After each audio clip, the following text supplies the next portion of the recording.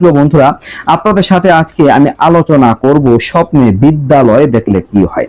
আমরা অনেকেই স্বপ্নে বিদ্যালয় দেখতে পারি, এর সঠিক ব্যাখ্যা কি, সঠিক সত্য সত্যের ব্যাখ্যা আপনাদের আমি জানাবো। তো প্রিয় দর্শক, স্বপ্নে বিদ্যালয়ে দেখা, বিদ্যালয়ে শিক্ষকতা করতে দেখা বা বিদ্যালয়ে অধ্যয়ন করতে দেখা, আপনি বিদ্যালয়ে শিক্ষকতা করছেন, আপনি বিদ্যালয়ে অধ্যয়নরত আছেন, আপনি বিদ্যালয়ের ছাত্র, তো এরকম স্বপ্ন দেখা প্রিয় দর্শক সম্মান বৃদ্ধির প্রতি ইঙ্গিত করে।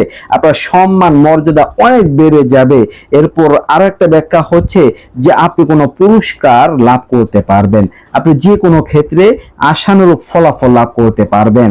আপনি যদি চাকরি বাকরি করে থাকেন সেখানে আপনি ভালো ফল পাবেন, আপনি আপনার মালিকের নজর কুড়াতে পারবেন, তার থেকে আপনি ভালো রেসপন্স পাবেন। যদি আপনি ব্যবসা বাণিজ্য করেন তাতেও আপনি সফল হবেন ইনশাআল্লাহ।